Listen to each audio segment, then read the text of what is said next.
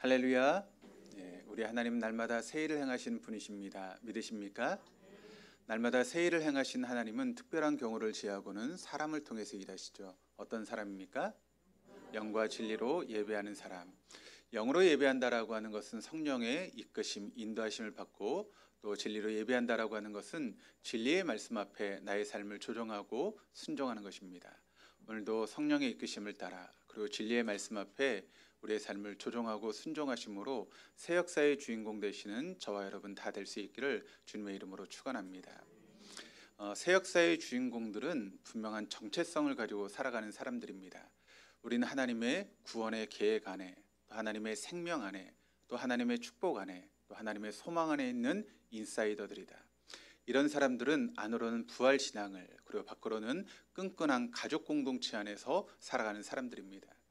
이런 부활 신앙이 무엇입니까? 부활 신앙은 예수 그리스도께서 내 죄를 담당하시고 십자가의 죽으심으로 나의 구세주가 되셨다는 것, 그리고 3일 만에 다시 살아나심으로 내 삶의 주인이 되셨다라고 하는 것을 믿는 것이 바로 부활 신앙입니다. 이런 신앙을 가지고 살아가는 것이 쉽지 않아서 하나님께서 우리에게 만남의 복을 주셨죠. 그래서 우리 동덕교회라고 하는 공동체를 통해서 만나게 하셨고, 또 목장이라고 하는 그런 모임을 통해서 우리를 만나게 하셨습니다. 요즘 저에게 하나님께서 주시는 마음은 저희 교회에 새로운 바람이 불고 있다는 것입니다. 하나님께서 우리를 영적으로 묶어주셔서 우리가 함께 중보하며 기도할 수 있는 그런 시간을 주셨다는 것입니다. 연약한 성도를 위해서, 그 성도를 위해서 주님의 마음을 가지고 정말 합심하며 눈물로 기도하고 있는 그런 모습들이 지금 저희 교회 안에서 일어나고 있습니다. 그 같은 일들을 통해서 하나님께서는 우리의 마음을 만지시고 또 우리를 새롭게 변화시켜 나가실 것입니다. 요즘 미국에서 이슈가 되고 있는 것이 있습니다. 그것이 무엇인가 하면 에즈베리 대학교에서 일어나고 있는 일입니다. 거기에 지금 성령의 역사가 일어나고 있습니다. 그 작은 대학교에서 수요예배 후에 모였던 기도 모임을 통해서 시작된 성령의 역사를 통해서 지금 전 세계가 주목을 하고 있습니다. 그런데 그런 성령의 바람이 저는 저희 교회에도 불고 있다라고 믿고 있습니다. 우리 모든 교우들이 여기에 동참하기 위해서 우리가 함께 성령 안에서 기도하고 또 예배하고 말씀을 읽으시면서 성령께서 우리에게 말씀하시는 음성을 듣고 또 그 성령의 바람에 동참할 수 있는 저와 여러분 되시기를 주님의 이름으로 축원합니다. 왜냐하면 아무리 성령의 역사가 일어나도 우리가 거기에 동참하지 않으면 나하고는 상관없는 일이 됩니다. 그러므로 성령께서 우리 교회를 새롭게 하시고 우리에게 바람을 불어넣으실 때 그 성령의 바람에 동참하시고 또 성령의 은혜 가운데 새로운 변화를 맞이할 수 있는 저와 여러분 될 수 있기를 주님의 이름으로 축원합니다. 저희가 지금 요한계시록의 말씀을 함께 보고 있는 가운데 있습니다. 지난 시간에는 요한계시록 6장의 말씀을 함께 나눴죠. 그 6장의 말씀을 우리가 보게 되면 두려움과 또 한탄이 나오는 그와 같은 말씀입니다. 6장 15절에서 17절까지 말씀을 우리 같이 한번 읽어보시겠습니다. 그러자 땅의 왕들과 고관들과 장군들과 부자들과 세도가들과 노예들과 자유인들이 동굴과 산의 바위틀 틈에 숨어서 산과 바위를 향하여 말하였습니다. 우리 위에 무너져 내려서 보좌에 앉으신 분의 얼굴과 어린 양의 진노로부터 우리를 숨겨다오. 그들이 진노를 받을 큰 날이 이르렀다. 누가 이것을 버텨낼 수 있겠느냐. 그러니까 마지막 때에 하나님 밖에 살았던 사람들이 당하게 될 진노에 대해서 이야기를 하고 있습니다. 그렇다면 그 같은 상황 가운데 여러분 믿음을 짓고 있었던 교회 공동체는 어떻게 될까요? 아니, 우리는 어떻게 되는 것이겠습니까? 그것에 대한 해답이 오늘 본문의 말씀인 7장 말씀을 통해서 우리에게 증거하고 있는데, 우리가 먼저 7장 말씀에 들어가기 앞서서 생각할 말씀은 지난 시간에 우리가 함께 나눴던 요한계시록 6장의 말씀을 통해서 하나님의 두루마리, 그러니까 봉인되었던 그 두루마리가 여러분 하나씩 열리기 시작한다라고 말씀을 드렸습니다. 그런데 그 두루마리가 열리기 시작하면서 하나님의 재앙이 시작되게 된다는 것이죠.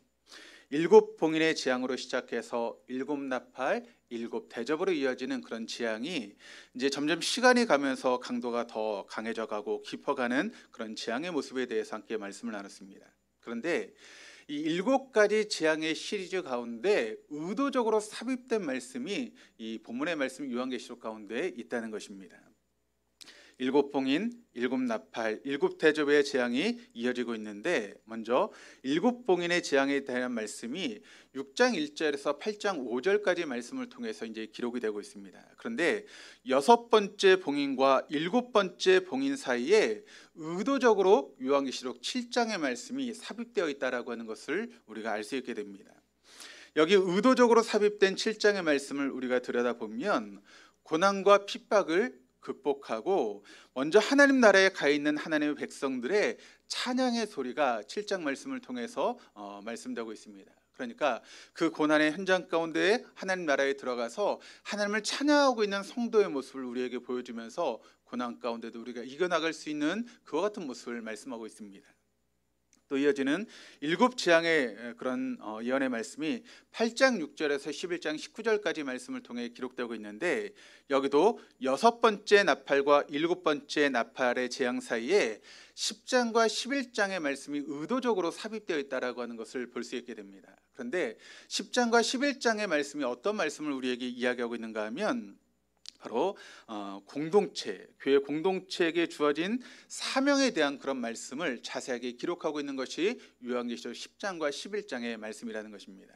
그리고 세 번째, 일곱 대접에 대한 그런 재앙의 말씀은 15장 1절에서 16장 21절까지 말씀을 통해 이제 기록이 되고 있는데, 그 사이에는 삽입된 말씀이 없습니다. 이유가 뭘까요? 그것은 바로 일곱 대접의 재앙이 최종적으로 진노의 재앙이기 때문에 그렇습니다. 마지막으로 임하는 그런 재앙이라는 것이죠. 그러니까 이제 더 이상 하나님의 백성들의 세상에 임하는 재앙의 문제를 가지고 고민할 시점이 아니라는 것입니다. 그래서 재앙 앞에 서 있는 교회 공동체의 모습을 제시할 필요가 없는 것이죠. 그래서 우리는 여기서 아주 중요한 그것을 깨달을 수 있게 되는데, 일곱 봉인과 일곱 나팔과 일곱 대접으로 이어지는 일곱 재앙에 관한 그런 예언은 우리에게 두려움을 주기 위해서 여러분 쓰여진 말씀이 아니다라고 하는 것을 우리가 다시 한번 알 수 있게 된다는 것입니다. 주님이 일곱 재앙에 관한 예언을 통해서 우리에게 진짜 들려주고 싶은 그런 말씀은 의도적으로 삽입된 그 말씀을 통해서 우리에게 지금 이야기를 하고 있습니다. 그것이 무엇인가 하면, 주님은 이 이야기를 통해서 이 재앙이 쏟아지는 그런 상황에 처하게 될 하나님의 백성들을 그들이 나중에 하나님 나라에서 찬양하게 될 것이다 라고 하는 그런 말씀을 통해서 위로해 주고 있고, 또 그런 시대를 살아가고 있는 교회가 어떤 사명을 가지고 이 마지막 시대를 살아가야 되는지에 대해서 우리에게 말씀하고 있는 것이 바로 요한계시록의 말씀이다라고 하는 것을 다시 한번 알 수 있게 되는 것입니다. 제가 처음 여러분 요한계시록의 말씀을 시작하면서 여러분에게 했던 말씀이 여러분 기억나십니까? 어떤 말씀을 여러분에게 드렸죠? 이 요한계시록의 말씀은 우리를 두렵게 하는 어둠의 말씀이 아니다라고 말씀을 드렸습니다. 그렇다면 이 요한계시록의 말씀은 어떤 말씀이라고 여러분에게 말씀을 드렸습니까? 이 말씀은 우리에게 하나님께서 주시는 복으로 가득 찬 말씀이 바로 요한계시록의 말씀이다라고 하는 것을 여러분에게 이야기를 하고 요한계시록의 말씀을 시작을 했습니다. 주님은 사도 요한에게 천사를 보내셔서 우리 성도들에게 임할 7가지 복에 대해서 말씀하고 있습니다. 그래서 사도 요한은 그것을 요한계시록의 말씀을 통해서 기록을 하고 있는데, 여러분 그 7가지의 복이 기억나십니까? 다시 한번 살펴보겠습니다. 첫 번째 복은 1장 3절입니다. 같이 읽겠습니다.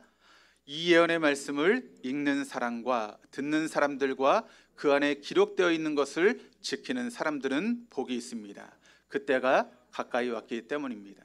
두 번째 복은 14장 13절입니다. 나는 또 하늘에서 들려오는 음성을 들었습니다. 기록하여라. 이제부터 주님 안에서 죽는 사람들은 복이 있다. 세 번째 복은 16장 15절입니다. 보아라, 내가 도둑처럼 올 것이다. 깨어 있어서 자기 옷을 갖추어 입고 벌거벗은 몸으로 돌아다니지 않으며 자기의 부끄러운 데를 남에게 보이지 않는 사람은 복이 있다. 네 번째 복은 19장 9절. 또 그 천사가 나에게 말하였습니다. 어린 양의 혼인잔치에 초대를 받은 사람은 복이 있다고 기록하여라. 그리고 또 말하였습니다. 이 말씀은 하나님의 참된 말씀이다. 다섯 번째 복은 20장 6절. 이 첫째 부활에 참여하는 사람은 복이 있고 이 사람들에게는 둘째 사망이 아무런 세력도 부르지 못합니다. 여섯 번째 복은 22장 7절. 보아라, 내가 곧 오겠다 하신 주님의 말씀을 기억하여라.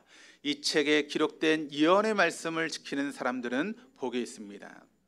7번째 복 22장 14절, 생명나무에 이르는 권리를 차지하려고 그리고 성문으로 해서 도성에 들어가려고 자기의 겉옷을 깨끗이 빠는 사람은 복이 있다. 그렇습니다.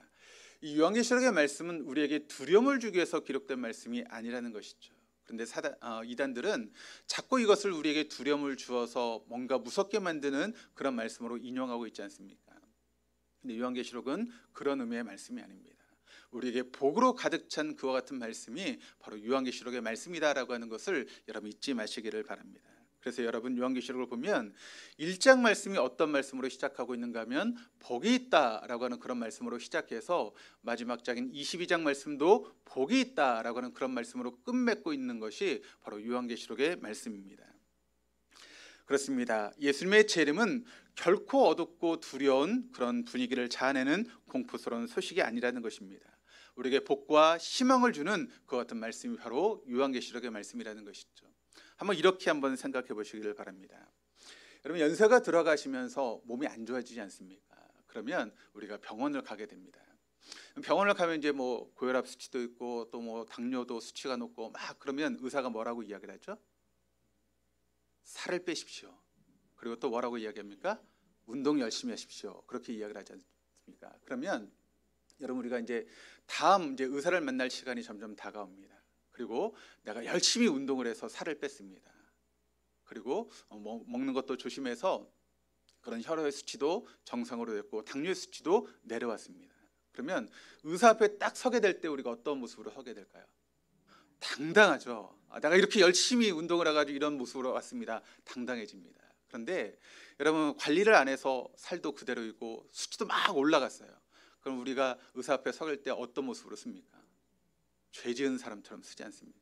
그래서 될 수 있으면 의사를 만나고 싶지 않은 그런 마음들이 우리의 마음 가운데 있죠. 마찬가지입니다. 우리가 여러분 믿음으로 살아가고 또 말씀대로 살아가면 주님의 재림의 시간이 여러분 우리에게 어떻게 다가올까요? 그 시간이 피하고 싶은 시간입니까? 두려운 시간입니까? 아니죠. 오히려 주님을 만나고 싶은 그런 시간이 될 것입니다. 그런데 우리가 믿음으로 살지 못하고 말씀대로 살지 못하면 그 주님의 재림의 시간이 여러분 어떤 시간입니까? 우리에게 두려운 시간입니다. 될 수 있으면 주님이 좀 멀리 오셨으면 좋겠다라고 하는 그런 마음이 우리에게 들지 않겠습니까? 곧 요한계시록의 말씀은 믿음으로 살아갔던 성도들에게는 결코 두려운 말씀이 아니라는 것입니다. 오히려 주님의 재림이 더 가까웠으면 좋겠다라고 하는 그런 마음이 드는 그와 같은 말씀이 요한계시록의 말씀이라는 것이죠. 그래서 요한계시록은 마지막 재앙의 때 구원받은 하나님의 백성들에게 주시는 복에 대한 말씀이 기록되어 있습니다. 그런데 그와 같은 하나님의 복을 너 혼자 누리지 말고 믿지 않는 가족들에게 또 친구들에게 믿지 않는 직장의 동료들에게 증거라고 말씀하고 있는 것이 바로 요한계시록의 말씀입니다. 그러니까 여러분, 요한계시록은 하나 어떤 말씀인가 하면 주님께서 우리에게 주시는 하늘의 복에 대한 그런 말씀이고, 또 하나는 그 복을 받아 누리는 우리가 정말 붙들어야 될 사명이 무엇인가에 대해서 말씀하고 있는 것이 바로 요한계시록의 말씀입니다. 그러니까 요한계시록은 복과 사명, 복과 사명, 이 두 가지 키워드를 가지고 우리에게 증거하고 있는 것이 바로 요한계시록의 말씀입니다. 그래서 요한계시록은 하늘의 신령한 복과 교회에 주시는 사명, 이 두 가지만 기억하면 우리는 요한계시록을 제대로 아는 것입니다. 그런 차원에서 일곱 재앙 시리즈는 단순히 이 세상에 재앙이 임할 것이다 라고 하는 소식을 전하는 것이 아닙니다. 마지막 때에 교회 공동체가 하나님께 구원을 받은 성도들이 무엇을 해야 되는가라고 하는 것을 우리에게 말씀하고 있는 것이 바로 요한계시록의 말씀입니다.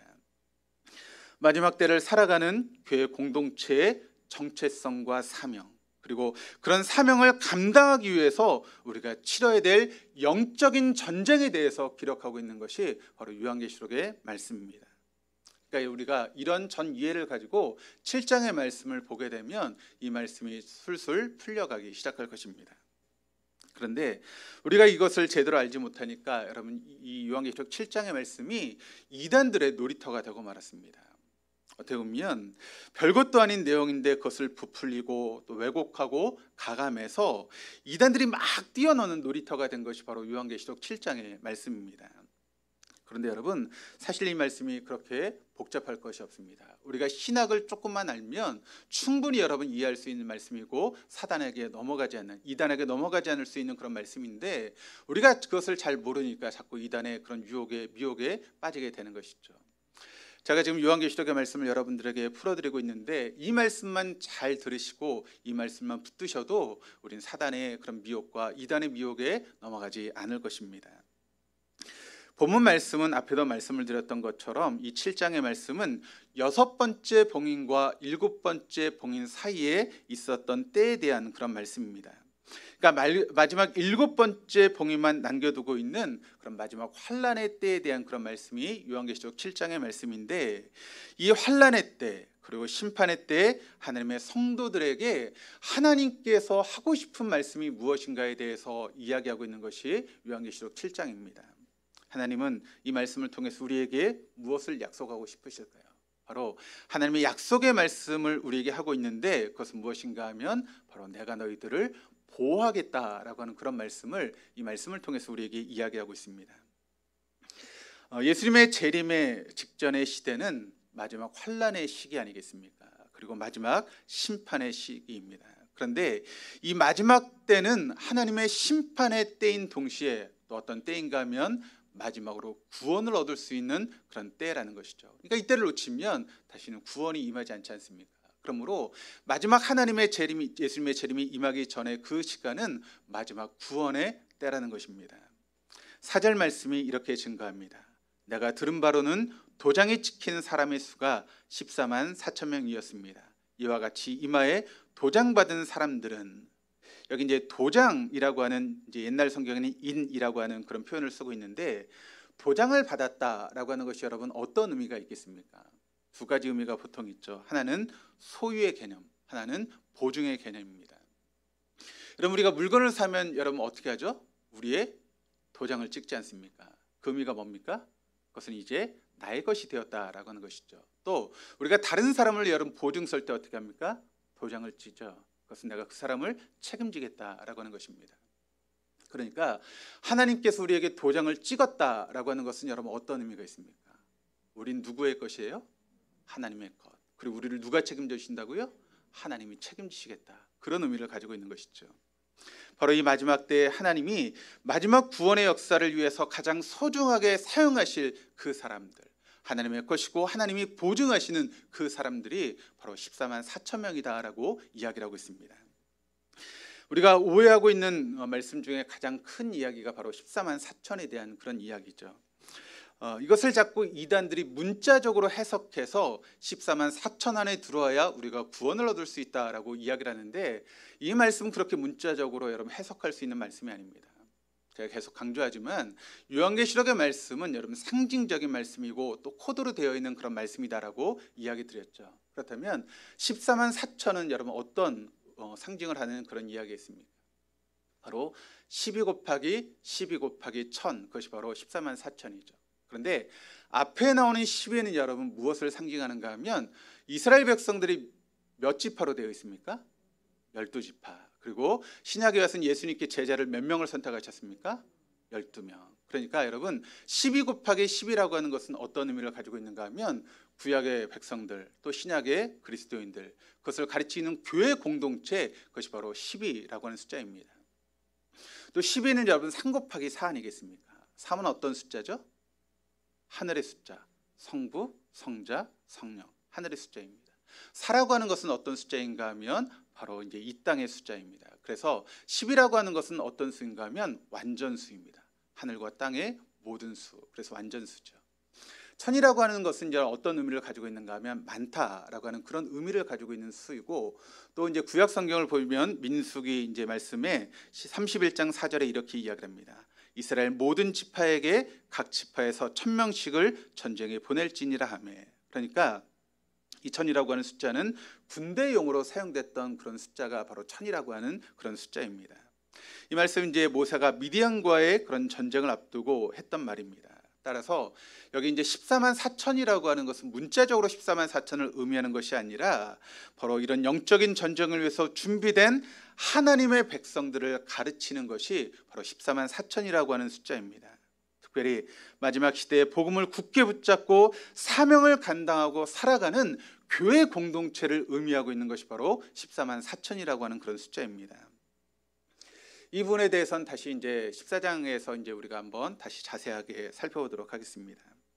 근데 여러분, 그 14만 4천의 사람들이 뭘 한다는 말입니까? 뭘 하고 있다라고 이야기를 하고 있죠? 그것은 바로 14만 4천 명이 마지막 시대 복음을 굳게 붙잡고 사명을 감당하는 그런 교회 공동체인데, 그 교회 공동체가 뭘 하는가? 여러분, 그게 중요하지 않겠습니까? 우리를 그렇게 선택하시고 부르셨는데 뭘 하라고 우리를 부르신 것이겠습니까? 그 말씀이 7장 9절에 나와 있는데 우리 세 번역으로 같이 한번 읽어보시겠습니다. 그 뒤에 내가 보니 아무도 그 수를 셀 수 없을 만큼 큰 무리가 있었습니다. 그들은 모든 민족과 종족과 백성과 언어에서 나온 사람들인데 흰 두루마기를 입고 종려나무 가지를 손에 들고 보좌 앞과 어린 양 앞에 서 있었습니다. 이 본문의 말씀인 요한계시록 7장 말씀은 이제 두 부분으로 나눌 수 있습니다. 1절에서 8절과 9절에서 이제 17절까지 말씀으로 나눌 수 있게 되는데, 1절에서 8절까지의 말씀은 어떤 말씀을 기록하고 있는가 하면 14만 4천은, 그러니까 하나님의 도장이 찍힌 입맞은 사람들에 대한 그런 이야기가 1절에서 8절까지의 말씀을 통해 나오고 있고, 9절에서 마지막 17절까지의 말씀은 큰 무리에 대한, 그러니까 오늘 말씀을 보면 아무도 셀 수 없을 만큼 큰 무리에 대한 그런 이야기가 나오고 있죠. 그렇다면 여기에 등장하고 있는 큰 무리는 누구를 의미하는 것일까요? 바로 마지막 때에 구원받은 교회 공동체, 마지막에 하나님의 구원을 얻은 사람들을 바로 큰 무리라고 표시하고 있는 것입니다. 그들은 마지막 시대에 구원받은 사람들을 의미합니다. 그런데 10절에서 12절까지 말씀이 이렇게 증거합니다. 그들은 큰 소리로 구원은 보좌에 앉아 계신 우리 하나님과 어린 양의 것입니다 하고 외쳤습니다. 모든 천사들은 보좌와 장로들과 내 생물을 둘러서 있다가 보좌 앞에 엎드려 하나님께 경배하면서 아멘, 찬송과 영광과 지혜와 감사와 존귀와 권능과 힘이 우리 하나님께 영원 무궁하도록 있습니다. 아멘. 여기 보면 이게 지금 무슨 말씀을 하고 있는가 하면, 마지막 때 세계 방방곡곡에서 복음의 소식을 듣고 구원받은 수많은 사람들이 나를 구원하신 하나님에 대해서 찬양과 경배를 드리고 있는 그와 같은 이야기를 기록하고 있는 말씀입니다. 계속되는 14절 이하의 말씀이 이렇게 기록을 합니다. 이 사람들은 큰 환난을 겪어낸 사람들입니다. 그들은 어린 양이 흘리신 피에 자기들의 두루마기를 빨아서 희게 하였습니다. 그러므로 그들은 하나님의 보좌 앞에 있고 하나님의 성전에서 밤낮 그분을 섬기고 있습니다. 그리고 그 보좌에 앉으신 분이 그들을 덮는 장막이 되어 주실 것입니다. 그들은 다시는 줄이지 않고 목마르지도 않고 해나 그 밖에 어떤 열도 그들 위에 괴롭게 내려지지 않을 것입니다. 보좌 한가운데 계신 어린 양이 그들의 목자가 되셔서 생명의 샘물로 그들을 인도하실 것이고, 하나님께서 그들의 눈에서 눈물을 말끔히 씻어 주실 것입니다. 아멘. 여러분, 이 말씀을 읽으시면서 뭐가 여러분 느껴지십니까? 혹시 이 말씀을 읽으시면서 느껴지시는 게 없으십니까? 우리가 이 말씀을 보면서 느껴야 되는 것은 무엇인가 하면, 마지막 때 아무도 그 세를 셀 수 없을 만큼 큰 무리가 구원을 받았다라고 하는 그런 말씀을 하고 있는데, 이게 바로 하나님의 마음이라는 것입니다. 하나님은 모든 사람이 구원을 얻기를 원하시는 것, 그것이 바로 하나님의 마음입니다. 한 사람도 지옥에 떨어지는 것을 하나님 원하시지 않는다는 것이죠. 수를 셀 수 없을 만큼 많은 무리들이 하나님의 구원 안에 들어오는 것, 그것이 바로 하나님의 진정한 마음이라는 것이죠. 그래서 이와 같은 말씀을 기록하고 있는 것도 이와 같은 말씀을 통해서 마지막 재앙과 심판이 있다는 것을 기억하고 하나님의 구원 안으로 들어오라고 간절한 마음으로 우리에게 말씀하고 있는 것이 바로 요한계시록의 말씀인 것입니다. 이렇게 적은 무리의 숫자인 14만 4천으로 시작해서 그 수를 셀 수 없을 만큼 많은 무리들이 하나님 앞에 구원을 얻게 되는데, 그렇다면 여러분, 그런 구원이 저절로 되는 것이겠습니까? 그렇지 않죠. 바로 그것이 먼저 구원을 받은 우리의 사명이다라고 하는 것을 여러분 잊지 마시기를 바랍니다. 앞에서 하나님께서는 우리 하나님의 백성들을 보호하신다라고 말씀을 드렸습니다. 그렇게 하신 이유가 여러분 무엇이겠습니까? 왜 하나님께서 우리를 보존하시고 우리의 것을 삼으시겠습니까? 그것은 바로 하나님께서 우리를 쓰시기 위해서 우리를 그렇게 보호하시고 인도하시는 것이죠. 그렇다면 본문 3절 말씀을 보니까 그런 사람들을 하나님의 종들이라고 그렇게 표현을 하고 있습니다. 하나님의 종들이 누구이겠습니까? 목사나 전도사 그런 사람만이 하나님의 종들이겠습니까? 그런 의미로 지금 사용되고 있는 것이 아니라 마지막 때 하나님의 복음을 붙들고 살아가는 모든 사람들, 그 모든 하나님의 백성들이 바로 하나님의 종들입니다. 그런데 여러분, 하나님은 어느 때나 그런 하나님의 종들을 예배에 놓으신다라고 하는 것을 여러분 잊지 마시기를 바랍니다. 아합의 시대에 그래 영적으로 어두웠던 그런 시대 가운데도 하나님은 바알에게 무릎 꿇지 않았던 7,000명의 사람들을 예배에 놓으셨습니다. 그런 것처럼 어느 시대에나 하나님은 하나님이 사용하실 사람들을, 하나님의 종들을 예배하고 준비해 놓고 있다라고 하는 것을 잊지 마시기를 바랍니다. 여러분, 우리가 일제 식민지의 시대를 살아오지 않았습니까? 그런데 그런 시대 가운데 이 나라의 독립을 위해서 자신의 목숨을 초계같이 버린 사람들이 있지 않습니까?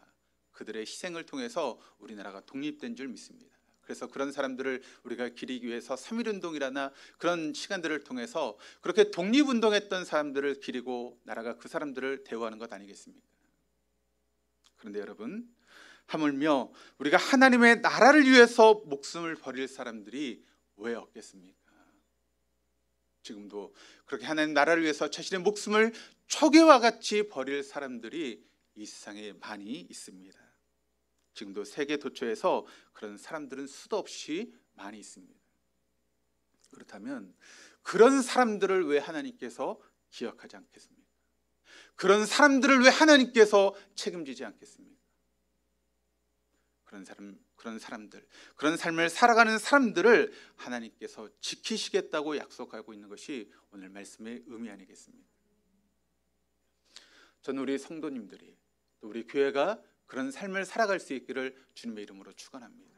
그래서 우리가 독립유공자들을 기억하는 것처럼 하나님께서 그렇게 하나님의 나라를 위해서 애쓰고 희생하는 우리를 기억하시고 우리와 함께 하시고 우리를 보호하실 줄 믿습니다.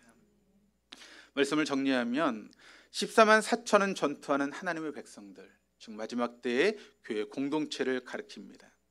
여기 마지막 때의 하나님의 백성인 교회 공동체가 감당해야 될 사명에 대해서 이야기를 하고 있습니다.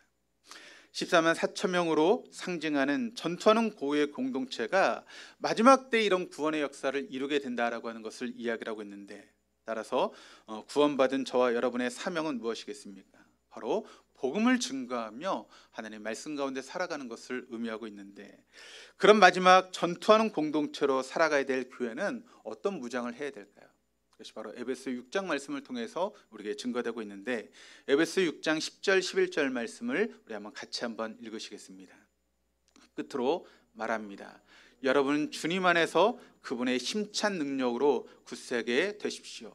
악마의 관계에 맞설 수 있도록 하나님이 주시는 온몸을 덮는 갑옷을 입으십시오. 그렇습니다. 우리가 마지막 때 이런 사명을 감당하기 위해서는 하나님의 갑옷, 바로 전신갑주를 입어야 한다는 것이죠. 그렇다면 왜 우리가 이렇게 무장을 해야 되는 것일까요? 바로 그 이유를 12절 13절 말씀이 증거합니다. 같이 읽겠습니다. 우리들의 싸움은 인간을 적대자로 상대하는 것이 아니라 통치자들과 권세자들과 이 어두운 세계의 지배자들과 하늘에 있는 악한 영들을 상대로 하는 것입니다. 그러므로 하나님이 주시는 무기로 완전히 무장하십시오. 그래야만 여러분이 악한 날에 이 대적자들을 대항할 수 있으며 모든 일을 끝낸 뒤에 설 수 있습니다. 우리 옆에 여러분, 하나님의 전신갑주로 우리가 무장을 해야 되는 이유는 무엇입니까? 우리의 싸움이 여러분 육신에 대한 싸움이 아니라는 것입니다. 인간을 향한 싸움이 아니라는 것입니다. 우리의 싸움은 공중의 권세를 잡은 악한 영들과의 싸움이기 때문에 이렇게 하나님의 전신갑주를 입지 않고는 우리가 이길 수 없기 때문에 전신갑주를 입으라고 이야기를 하고 있습니다. 어떻게 무장을 해야 될까요? 14절 17절 같이 읽겠습니다. 그런즉 서서 진리로 너희 허리띠를 띠고 의의 호신경을 붙이고 평안의 복음이 준비한 것으로 신을 신고 모든 것 위에 믿음의 방패를 가지고 이로써 능히 약한 자의 모든 불화살을 소멸하고 구원의 투구와 성령의 검 곧 하나님의 말씀을 가지라. 그렇습니다. 우리 이렇게 하나님의 전신갑주로 무장하지 않고는 결코 사단을 이길 수 없습니다. 마귀를 이길 수 없다는 것이죠. 그런데 끝이 아닙니다. 하나가 더 남았는데 18절 말씀을 같이 읽겠습니다. 모든 기도와 간구를 하되 항상 성령 안에서 기도하고 이를 위하여 깨어 구하기를 항상 힘쓰며 여러 성도를 위하여 구하라. 여러분, 우리가 하나님의 전신갑주를 입었다 할지라도 기도하지 않으면 우리가 승리할 수 없다는 것입니다. 사실 여기 나오는 여러분 무장은 개인적인 무장 아니겠습니까? 그런데 기도가 왜 중요할까요? 전쟁을 하다 보면 개인이나 혹은 우리 부대가 감당하지 못할 그런 상대를 만날 때가 있지 않습니까? 전쟁 영화를 보게 되면 여러분 그런 장면들이 나오죠. 막 전투를 하는데 우리 부대가 여러분 어떻게 됩니까? 상대 팀에게, 적에게 자꾸 몰리게 됩니다. 그래서 자꾸 우리 전우들이 죽어가고 어려운 상황 가운데 빠지게 되죠. 그래서 조금만 있으면 우리가 이제 이게 무너질 수밖에 없는 그런 상황에 몰리게 되죠. 그때 여러분 어떻게 하죠? 무전을 치지 않습니까? 지금 우리가 어려운 가운데 있습니다. 우리를 도와주지 않으면 안 됩니다. 부대를 빨리 파송하든지 좀 포를 날려주십시오라고 그렇게 무전을 치게 되죠. 그러면 그 무전을 받은 사람이 어떻게 합니까? 포를 날리지 않습니까? 적군을 향해서. 또 때로는 비행기가 와서 미사일을 터뜨리지 않습니까? 그럼 어떻게 됩니까? 적군이 다 사라지고 승리하게 되는 것이죠. 그게 바로 기도인 줄 믿습니다. 나 혼자 힘으로 안 될 때 우리가 본부의 도움을 요청하는 것, 그것이 바로 기도입니다. 하나님, 지금 이 순간에도 우리에게 부흥을 쏟아붓고 계십니다. 그것을 기도하는 교회, 기도하는 성도를 통해서 이뤄가고 계시는 분이 우리 하나님이십니다. 내 힘으로 안 될 때 그 하나님께 도움을 구하는 것, 그것이 바로 기도인 줄 믿습니다. 그래서 하나님 지금도 하나님 앞에 기도하는 교회, 기도하는 성도들을 찾고 계시다라고 하는 것을 여러분 잊지 마시기를 바랍니다. 저는 우리 교회가 기도하는 교회가 되었으면 좋겠습니다. 우리 교회 성도들이 기도하는 성도들이 되었으면 좋겠습니다. 그래야지 우리가 마지막 시대의 영적인 싸움에서 승리할 수 있기 때문에 그렇습니다. 에베소 1장 23절이 이렇게 증거합니다. 교회는 그의 몸이니 만물 안에서 만물을 충만하게 하시는 이의 충만함이니라. 그렇습니다. 모든 만물을 완성하고 충만하게 하는 그런 통로가 무엇인가 하면 바로 교회라는 것이죠. 사실 여러분, 교회가 부족한 사람들이 모여 있을 수 있습니다. 조금 부족하고 연약한 사람들, 때로는 도무지 대책 없는 사람처럼 보이고 또 계산이 안 되는 그런 사람처럼 보일 수 있습니다. 그런데 사람들이 모여 있는 것처럼 보이는, 그런 연약한 사람들이 모여 있는 것처럼 보이는 그 교회가 하나님의 유일한 소망이다라고 하는 것을 여러분 잊지 마시기를 바랍니다. 하나님 지금도 그런 교회를 통해서, 그런 성도들을 통해서 만물을 충만하게 이뤄가시는 분이 우리 하나님이신 줄 믿습니다. 말씀을 준비하는데 하나님께서 저에게 주셨던, 감동 주셨던 말씀은 시편 23편의 말씀이 저에게 떠올랐고 그 말씀을 감동을 주셨습니다. 시편 24편 7절에서 10절까지의 말씀을 우리 같이 한번 읽어보시겠습니다. 문들아 너희 머리를 들지어다.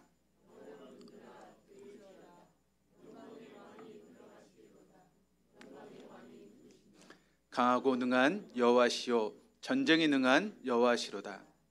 문들아 너희 머리를 들지어다. 영원한 문들아 들릴지어다. 영광의 왕이 들어가시리로다. 영광의 왕이 누구시냐?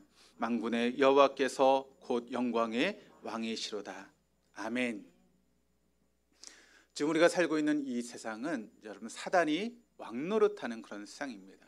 그런 세상 가운데 우리가 믿음을 지키며 살아간다라고 하는 것은 너무나 힘들고 어려운 그런 시간들입니다. 그렇다면 우리가 해야 될 일은 무엇이겠습니까? 아침에 눈을 떴을 때 선포하는 것입니다. 모든 닫혀진 문들아 머리를 들지어다. 영광의 왕이 들어가신다. 여러분에게 닫혀진 문이 무엇입니까? 관계의 문입니까? 재정의 문입니까? 질병의 문입니까? 영혼 구원의 문입니까? 어떤 문이라 할지라도 우리가 목이 털어져라 외쳐야 될 말씀은 바로 이 말씀 아니겠습니까? 영원한 문들아 내 머리를 들지어다.